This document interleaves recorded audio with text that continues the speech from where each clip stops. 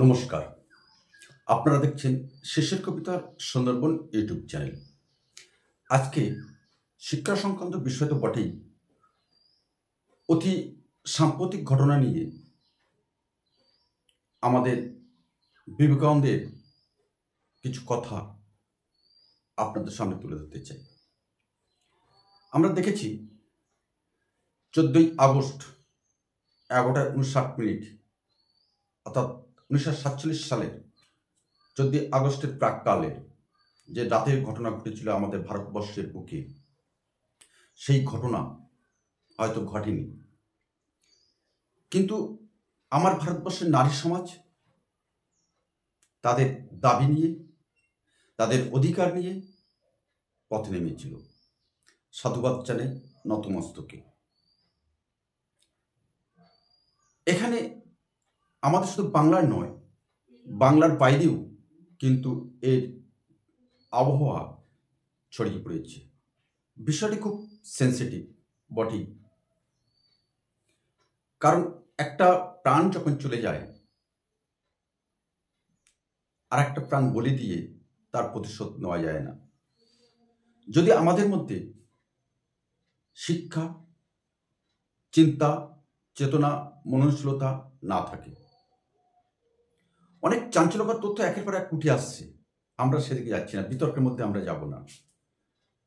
আমরা সোজা সরল সহজ ভাষায় আজকের যে কথাটা আমরা বলতে চাই, বিবেকানন্দকে আমরা সকলেই জানি। আজকের নারী সমাজ যেদিকে চলে যাচ্ছে, চলে যেতে বাধ্য হচ্ছে, তার প্রধান কারণ শিক্ষা। বিবেকানন্দ ভারতবর্ষের এই শিক্ষা দেখে, নারী শিক্ষা দেখে তিনি অত্যন্ত মর্মাহত হয়েছিলেন, ব্যথিত হয়েছিলেন। কারণ সেদিনও তিনি দেখেছিলেন নারী সমাজের অবমূল্যায়ন, আর নারী সমাজের এই অবমূল্যায়নের জন্য তিনি শিক্ষাকে দায়ী করেছিলেন। সঠিক তো? স্বাভাবিকভাবে প্রশ্ন আসতে পারে, আজকে নারী সমাজ তো শিক্ষা লাভ করছে, তাহলে কেন নারী সমাজের প্রতি এই চরম আঘাত? আমরা আসবো, চাঞ্চল্যকর তথ্য নিয়ে আমরা আসবো একটু পরে। কেন নারী সমাজের প্রতি এই যে আঘাতটা নেমে আসছে? এই আঘাত নেমে আসার, যাতে না নেমে আসে, বিবেকানন্দ চেষ্টা করেছিলেন এবং সফল হয়েছিলেন। তিনি চেষ্টা করেছিলেন গ্রামে গ্রামে বিদ্যালয়, তার পাঠশালা গড়ে তোলার জন্য, যার উদ্দেশ্য ছিল নারী সমাজকে শিক্ষা দিয়ে চিন্তা, চেতনা, মননশীলতা উন্নততর করে সমাজের উচ্চ আসনে তাদেরকে এগিয়ে নিয়ে আসার জন্য। তবে এখানে একটা তথ্য আমরা বলতে পারি যে মেয়েরা অর্থাৎ নারীরা শিক্ষিত হলে তবে একটা জাতি সুগঠিত হতে পারে। নারী বিনা কোনো জাতি সুসংবদ্ধ, সুগঠিত, স্বয়ংশীল কখনোই হতে পারে না। আর নারী সমাজকে এই ঐক্যবদ্ধ করার জন্য এবং সামনের সারিতে আনার জন্য তিনি চেষ্টা করেছিলেন একটা ব্রতচারিণী দল গঠন করার জন্য, যে ব্রতচারী দল নারীদের শিক্ষা দেবে, যে শিক্ষায় নারীরা শিক্ষিত হয়ে উঠবে। কিন্তু অত্যন্ত পরিতাপের বিষয়, আজকের মেয়েরা কখনো 14, কখনো 15, কখনো 18 বছর ছুঁই বা হয়ে গেছে অগ্নি, আমাদের মতন পিতামাতা, আত্মীয় স্বজন, নারীদের আমরা হস্তান্তর করার চেষ্টা করি। অর্থাৎ আমার ঘরে না রেখে আর একটা ঘরে তাকে পৌঁছে দেওয়ার চেষ্টা করি, অর্থাৎ বিবাহ দেওয়ার চেষ্টা করি। আরে 14, 15, 18 বছরের একটা মেয়েকে বিয়ে দেওয়া কতটা ভয়ঙ্কর, আমরা সেটা দেখতে পাচ্ছি। আর যদি নারী সমাজের মধ্যে এই শিক্ষা, চিন্তা, চেতনা যদি আসে, তাহলে আমার মনে হয়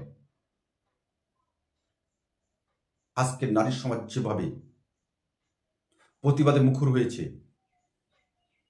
হয়তো আগামী দিনে সেটা হতে হবে না। আমি নারী সমাজকে খাটো করছি না, আমি নতমস্তকে এই নারী জাতিকে আমার মস্তকে রাখি শিরোধার্য। কারণ আমরা আলোচনা প্রথমেই বলেছি, নারী শক্তি যা ছাড়া নারী জাতি দ্বারা কোনো দেশ সুসংবদ্ধ হতে পারে না, কখনো হয়নি। আমরা বারে বারে আমরা সেটা দেখেছি, বিদেশের ক্ষেত্রেও আমরা দেখেছি। শুধু গ্রামে পাঠশালা নয়, ব্রতচারী দলও নয়, তিনি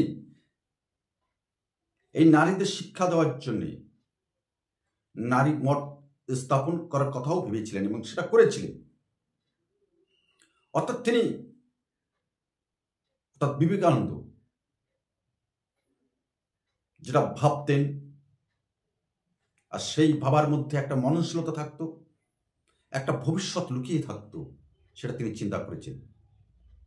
আর সেই চিন্তার ফলস্বরূপ ভাবে তিনি নারী মঠও স্থাপন করেছিলেন। সেই কারণে আজকে বিবেকানন্দ এই নারী সমাজকে সামনের দিকে এগিয়ে নিয়ে আসার জন্য অত্যন্ত প্রাসঙ্গিক। আর যে নারী মঠ তিনি স্থাপন করেছিলেন,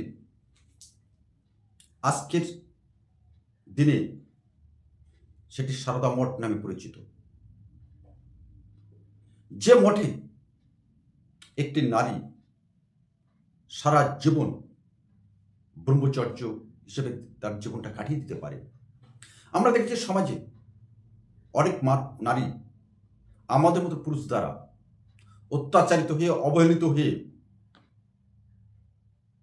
তারা অন্যভাবে দিন যাপন করে থাকেন। তাদের জীবন কত ভয়ঙ্কর, আমরা কেউ একবার কি ভেবেছি? আমরা ভাবিনি। তারা তো মানুষ, এই সমাজের মানুষ, আমার মতো মানুষ, আপনার মতো মানুষ। তবে নারী সমাজকে কেন এই অবদমিত করে রাখা হয়?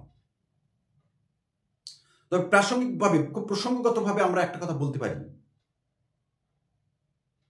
নারীর মধ্যে যদি আমরা সীতা আদর্শের মধ্যে ভ্রষ্ট কিছু খোঁজার চেষ্টা করি, তবে সেটা আমাদের জীবনে, আমাদের সমাজে, আমাদের দেশে সবচেয়ে বড় ভুল হবে। সুতরাং নারী বিনা এই সমাজ কখনোই সুগঠিত, ঐক্যবদ্ধ, সুসংবদ্ধ হতে পারে না।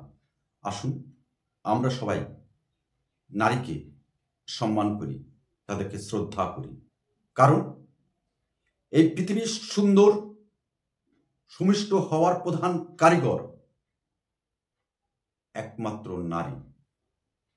সেই নারীকে আপনি মাথায় না রাখতে পারুন, মনে রাখুন, সামনে রাখুন। নারীকে পিছু ফেলে আমরা কখনোই সামনে থেকে এগিয়ে যেতে পারবো না। আপনার যদি আমার এই তথ্য যদি ভালো লাগে, এই ভিডিও যদি ভালো লাগে, প্লিজ কমেন্টস করে আমাদেরকে জানাবেন এবং আমরা আগামী দিনে এই নারী সমাজ সম্পর্কে আরও কিছু তথ্য আপনার সামনে তুলে ধরব। নমস্কার।